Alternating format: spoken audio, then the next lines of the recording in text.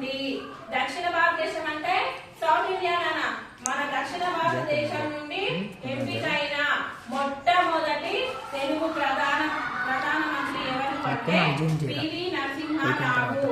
So ఇంకా ఏంటంటే నాన్న 1991 సంవత్సరంలో భారతదేశం యొక్క ఆర్థిక పరిస్థితి అనేది చాలా దిగజారిపోయి ఎలా అంటే మొత్తం కరెక్ట్ గా లేదు. అలాంటప్పుడు ఆర్థిక సంస్కరణలు తీసుకొచ్చి భారతదేశాన్ని మంచిగా డెవలప్మెంట్ చేసిన వ్యక్తి ఎవరు అంటే ఈ పివి నరసింహారావు అన్నమాట. ఇంకా ఏంటంటే మన తెలంగాణ ముద్దు బిడ్డటన మన తెలంగాణ నుంచి ఒక పదవి వచ్చిందంటే మనకు అది గొప్ప అన్నట్టే కదా. సో మన దగ్గర నుంచి ఎంపికైన ఒక గొప్ప ప్రధానమంత్రి అని మనం చెప్పుకోవచ్చు. నెక్స్ట్ చూడండి అన్న, పివి నరసింహారావు తెలంగాణ ఖ్యాతిని ఖండాంతరాలకు చాటిన మహామేధావి, బహుభాషా కోవిదుడు. నిజాం వ్యతిరేక పోరాటంలో రాటుదేలిన తరానికి చెందిన నాయకుడు ఆయన. బహుముఖమైన వీరి ప్రతిభ అనన్య సామాన్యం. రాజకీయ రంగంలో శాసనసభ్యుడిగా, రాష్ట్ర విద్యా మంత్రిగా, ముఖ్యమంత్రిగా, ప్రణాళికా సంఘ ఉపాధ్యక్షుడిగా, కేంద్ర విదేశాంగ శాఖ మంత్రిగా, మానవ వనరుల అభివృద్ధి శాఖ మంత్రిగా, ప్రధాన మంత్రిగా దేశాన్ని ప్రగతి పథం వైపు నడిపించిన మేరు నమదీరుడు పివి నరసింహారావు అంట.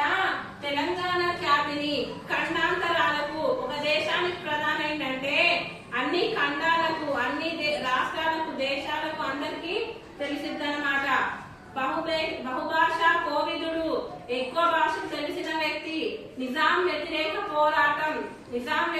పోరాటంలో కూడా తను నాయకుడు లాగా పనిచేసిందంట. బహుముఖమైన వీరి ప్రతిభ అనన్య సామాన్యం. ఈయన యొక్క ప్రతిభ అంట చాలా గొప్ప స్థాయిలో ఉన్నదంట. రాజకీయ రంగంలో, రాజకీయ విషయాలలో తీసుకుందాం నాన్న, చదువు విషయంలో మాత్రం మామూలు మేధావి కాదు, మహామేధావి. అదే రాజకీయంలో తీసుకుంటే తను ఏ పదవులు అనుభవించిందో ఒకసారి చూడండి నాన్న. శాసన సభ్యుడు అంటే ఎమ్మెల్యే అన్నమాట. రాష్ట్ర విద్యా మంత్రి, ఎడ్యుకేషన్ మినిస్టర్, ముఖ్యమంత్రి, సీఎం లా, ప్రణాళికా సంఘ ఉపాధ్యక్షుడుగా, ఇంకా కేంద్ర విదేశాంగ శాఖ మంత్రిగా కూడా పనిచేసిందట. మానవ వనరుల అభివృద్ధి శాఖ మంత్రి, ప్రధాన మంత్రి, ఇవన్నీ మంత్రులు అనుభవించుకుంటూ వస్తే అన్నిటికంటే పెద్ద పదవి ప్రధానమంత్రి దాకా కూడా తను చేశారంట. నెక్స్ట్ కవిగా, అనువాదకుడుగా, పాత్రికేయుడుగా, కథకుడిగా, నవల రచయితగానే కాకుండా 14 భాషలు మాట్లాడగలిగిన బహుభాషావేత్తగా సుపరిచితులు. 1983లో న్యూఢిల్లీలో జరిగిన అలీనా దేశాల శిఖరాగ్ర సమావేశంలో స్పానిష్ భాషలో మాట్లాడి క్యూబా అధ్యక్షుడు ఫిడెల్ కాస్ట్రోను అబ్బూరపరిచిన దీశాలి. పివి పుట్టింది భూస్వామ్య కుటుంబంలోనే అయినా భూస్వామ్య పోకడలకు దూరంగా తనకు వారసత్వంగా సంక్రమించిన భూమిలో 50 ఎకరాల భూమిని భూదానోద్యమానికి దానమిచ్చి ఉన్న కాలంలోనే భూ సంస్కరణలకు శ్రీకారం చుట్టి చరిత్రదుడైన పివి నరసింహారావు జీవిత విశేషాలను తెలుసుకున్నాం. చూడండి అన్న, పదవులు అనుభవించడంలోనే కాదు, ఇంకా చదవటం ఏమంటారు, చదువు ఒక విషయంలోనూ కాదు, దానం చేసే గుణంలో కూడా చాలా గొప్ప వ్యక్తి. అతను భూస్వామ్య కుటుంబం అంటున్నారా, మంచి ఏమంటారు ల్యాండ్ అనేది, భూమి అనేది ఎక్కువ ఉన్న కుటుంబంలో జన్మించిన ఒక గొప్ప వ్యక్తి అతను. ఇంకా చూడండి అన్న, కవిగా, పోయేట్ అన్నమాట. ఏమంటారు, కవి అంటే ఏంటన్నా కవితలు రాస్తా ఉంటారు కదా, సో అలా అన్నమాట. అనువాదకుడు అంటే నాన్న తెలుగులో ఉన్నదాన్ని ఇంగ్లీష్ లో ఉన్నదాన్ని తెలుగులోకి ఇలా చేంజ్ చేయడం అన్నమాట. పాత్రికేయుడు, జర్నలిస్ట్ అంటారా ఇప్పుడు, సో అలా అన్నమాట. కథకుడిగా, నవల రచయితగానే, నవల అంటే స్టోరీస్ అన్నమాట. నావెల్స్ అంటారు ఇంగ్లీష్ లో పెద్ద పెద్ద ఉంటాయి కదా, అలా అన్నమాట. సో ఇంకా ఇతనికి ఎన్ని భాషలు వచ్చాడన్నా 14 లాంగ్వేజెస్. 1983 సంవత్సరం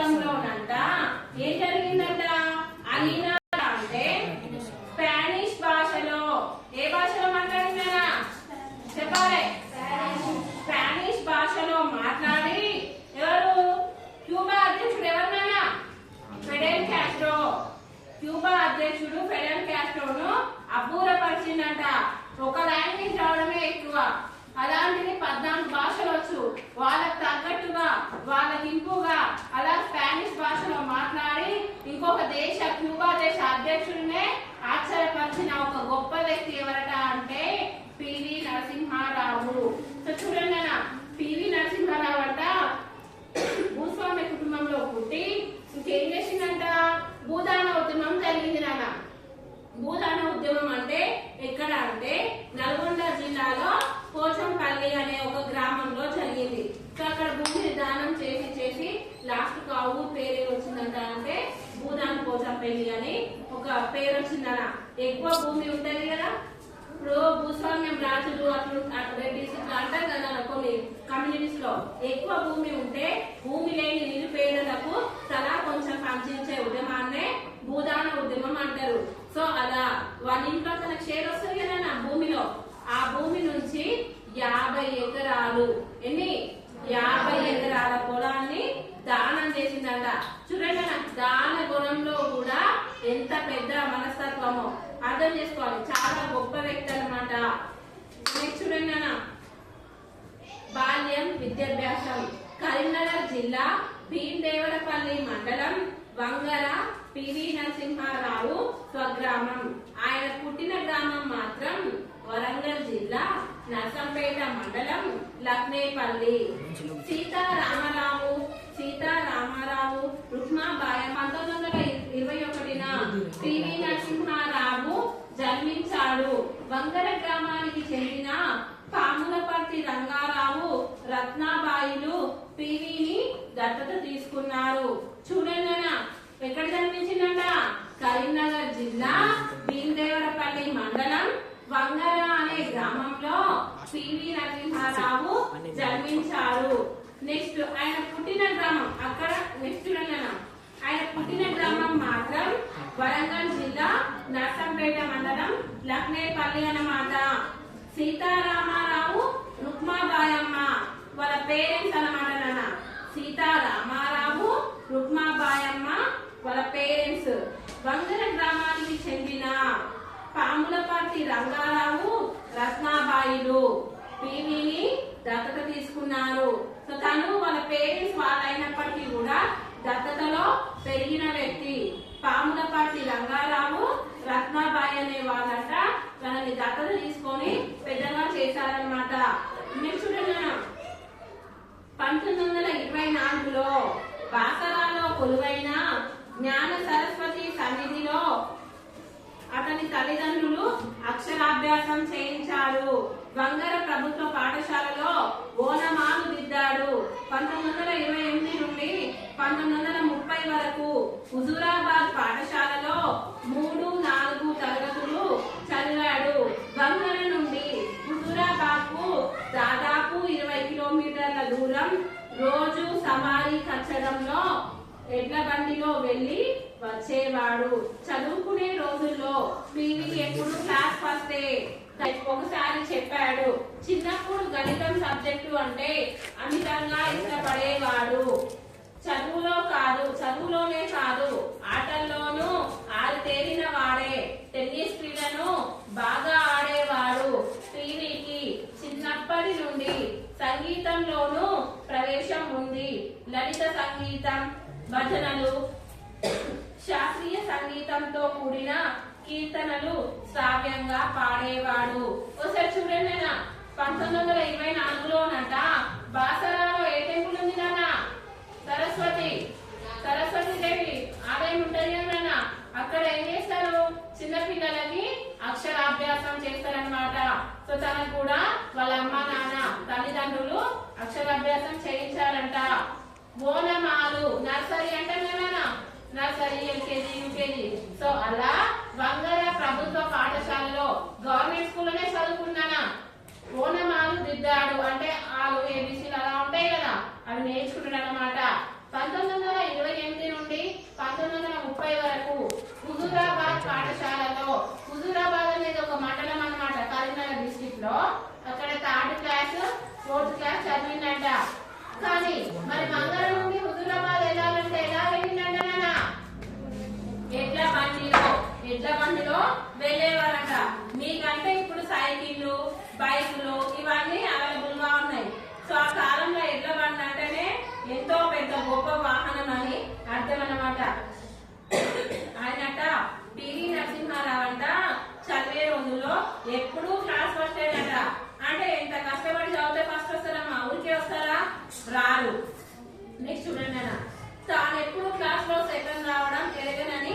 ఐ విట్నెస్ అనే పత్రికకు ఇచ్చిన ఇంటర్వ్యూలో ఒకసారి టీవీ చెప్పాడు, అసలు ఆయన ఎప్పుడు కూడా సెకండ్ రాలేదట, అంటే ఎప్పుడు ఫస్ట్ అవుతాడు, బాగా చదువుతాడు అనమాట. సో నేను ఎప్పుడు సెకండ్ రాలే, సెకండ్ వచ్చిన అసలు సిచ్యువేషన్స్ లేవని ఐ విట్నెస్ అనే ఒక సంస్థకి ఇచ్చిన ఇంటర్వ్యూలో తెలియజేయటం జరిగింది. చిన్నప్పుడు గణితం సబ్జెక్టు, మ్యాథ్స్ అంటే చాలా ఇష్టమట నాన్న. ఫేవరెట్ సబ్జెక్ట్ ఏదైతే అంటే మ్యాథ్స్ అన్నమాట. చదువులైనే కాదు ఆటల్లోనూ ఆరితేరిన వాడు. చదువు ఒక్కటే వచ్చింది నాన్న, గేమ్స్ లో కూడా తను ఎప్పుడు కూడా ఫస్ట్ ఉండేవాడు. టెన్నిస్ క్రీడను బాగా ఆడేవాడు. టెన్నిస్ అంటే బాగా ఇష్టంతో ఆడేవాడట నాన్న. సంగీతం కూడా ఇష్టమేనట, భజన చేసేవాడు.